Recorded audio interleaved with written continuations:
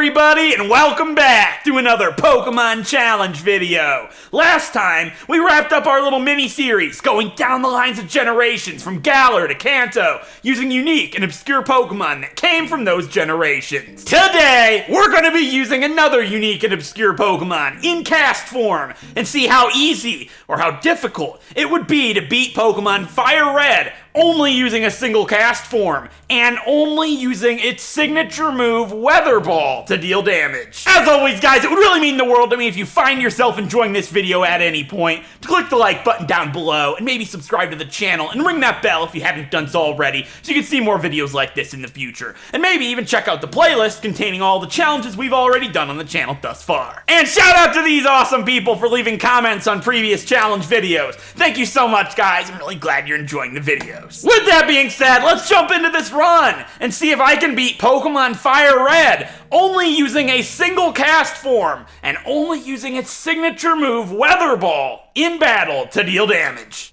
Let's jump right in and find out.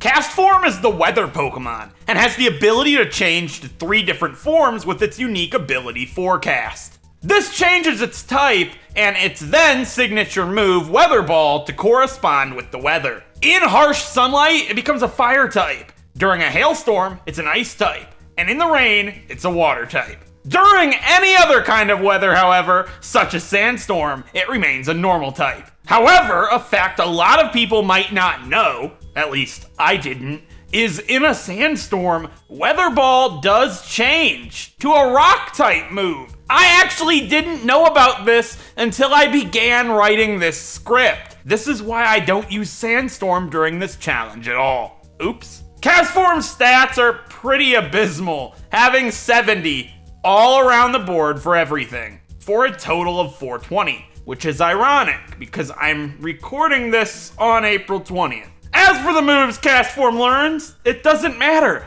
As in this challenge, I will only be allowing the use of Weather Ball to deal damage. I am, however, allowed to use the 3 weather moves that change Castform's form, being Sunny Day, Rain Dance, and Hail. If you're disappointed by the fact that I'm gonna change the weather, and you want to see me use a normal type move with 50 base power the entire game, I did all of Pokemon Crystal only using Payday.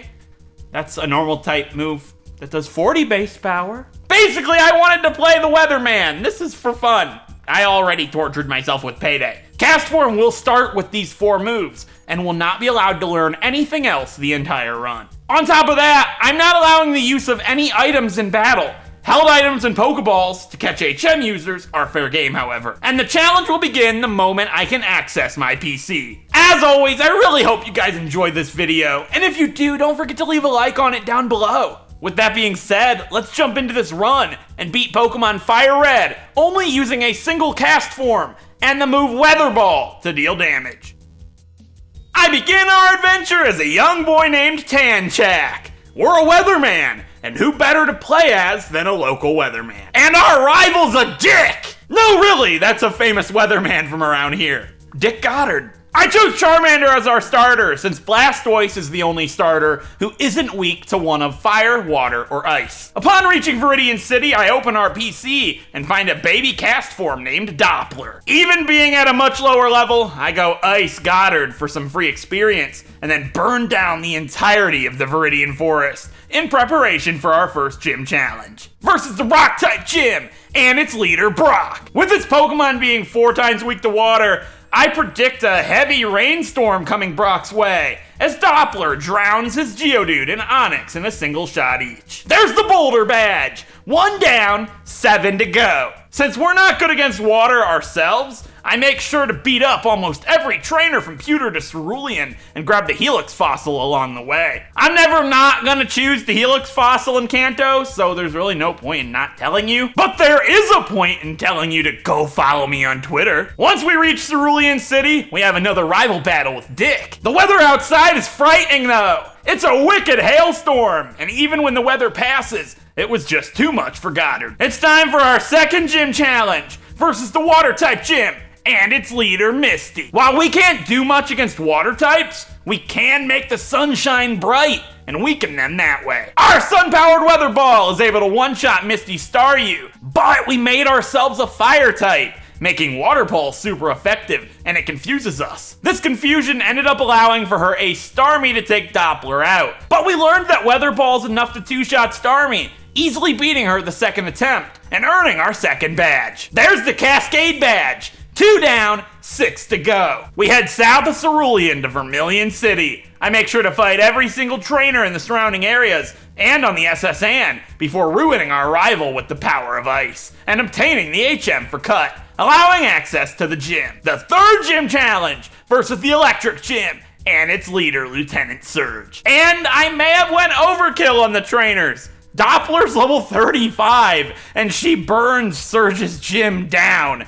But I expect things to get harder soon. That's why I did all that training. There's the Thunder Badge. 3 down, 5 to go. We make our way through the Dark Rock Tunnel and scoot through Lavender Town to Celadon City, home of our 4th gym challenge, the Grass-type gym, and its leader, Erica. No matter what level we are, Erica was never going to be a threat. We harness the power of fire and ice, and either one will decimate Erica. There's the Rainbow Badge. 4 down, 4 more to go. Doppler floods Giovanni out of the rocket hideout and gets us the Silph Scope, allowing us to get by Marowak and rescue Mr. Fuji. He gives us the Poke Flute. We use this to wake up Snorlax and make our way to Fuchsia City. 5th gym challenge time, the Poison-type gym and its leader, Koga. I must just like to see the world burn, apparently, as I take the harsh sunlight approach with Koga and secure us the Soul Badge. 5 down, 3 more to go. Over to Saffron City, I grab the card key in the Silph Company and run into Dick once again. I go for Hail against his lead Pidgeot, but his Growlithe comes in next and survives a Weather Ball, getting a critical hit on Doppler with Flame Wheel, causing us to lose the fight. The next attempt, I go for Rain Dance against Pidgeot. This still one-shots it, and does the same to execute Alakazam and Growlithe. His ace Blastoise comes out, as the rain stops. I go for Hail here and finish Blastoise off. Giovanni remains to be a non-threat with the power of rain by our side, and with the Silph Company saved, it's time for our 6th gym challenge versus the Psychic-type gym and its leader, Sabrina. I decide the best way to clear Sabrina out is to forecast some clear skies and be normal for a change. The physicality of a normal type clears Sabrina's entire team without getting hit a single time. There's the Marsh Badge. 6 down, only 2 more to go. I did not ever expect this to be so easy. I expected this to be one of the more difficult runs. Weather Ball is really, really good. And that doesn't change for Blaine whatsoever. Doppler rains on Blaine's parade and puts his flames out, and then proceeds to do the exact same thing to Giovanni for one last time, even throwing some freezing rain into the mix. There's the Volcano Badge and the Earth Badge. All 8 badges of the Kanto region are now ours. It is time to head to the Pokemon League. On the way, we have one final rival battle with Dick Goddard. But it really isn't much different than the last time in the Silph Company. And with a quick run through Victory Road, we reach the Indigo Plateau. I make some quick preparations and grab some PP-ups for Weather Ball and give Doppler all of the rare candies we've collected along our adventure, getting Doppler from level 61 to 70 for the final gauntlet. The Elite Four. Let's do this! First is the Ice-type Master Lorelei. Unfortunately for Doppler, however, she has a lot of water types, making it hard to deal enough damage in time. I give Doppler a Citrus Berry, and realize we have to be in a form when her Slowbro comes out. This was hard to do, because by the time it does, we would revert back to normal, giving it a turn to set up an Amnesia, completely killing any chance we had of making it through. Eventually, a lucky critical hit on her Ace Lapras allowed for us to make it to Slowbro with plenty of turns remaining. Two-shotting Slowbro, and with only her Jinx left, we melt her down, opening the way to Bruno. And honestly, that was the only semi-difficult fight in this entire run. We have practically one-shot almost every single Pokemon in the entire game with a single cast form and the move Weather Ball. Either it is just that good, or Fire Red and Leaf Green are just that easy. Doppler rains all over Bruno and froze Agatha and Lance solid. only leaving a single battle left between us and becoming the champion. Our rival, Dick Goddard. Doppler summons the hail, taking out his Pidgeot and Rhydon, and then his Arcanine comes out. Doppler makes it rain, softening its blow, and then wiping it clean, and his Executor comes out. I gave Doppler a Lumberry. This avoids its sleet powder as Doppler makes it hail, taking it and his Alakazam out in a single shot, with his final Pokemon and his ace, Blastoise, coming out. It does less than half, and Dick does some weather forecasting of his own, summoning the rain as Weather Ball takes it to red. Its Citrus Berry activates, however, causing Goddard to not heal his Blastoise, and one final Weather Ball finishes Goddard off. We just became the champion of the Kanto region, only ever using a single cast form, and only using the move Weather Ball to deal damage. And while it was way easier than I could have ever imagined possible, we did it, and we have won this game.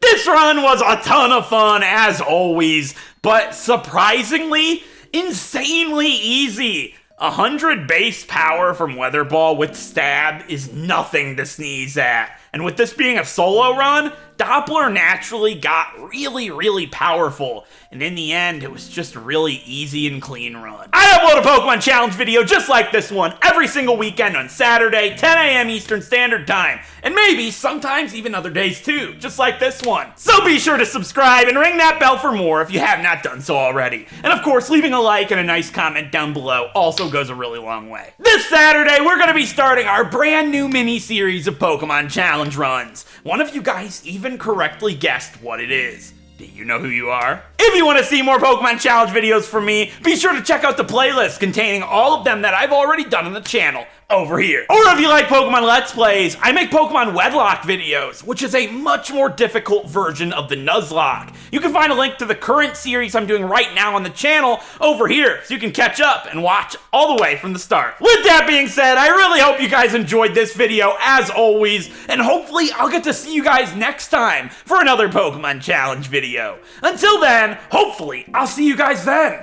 Thank you so much for watching.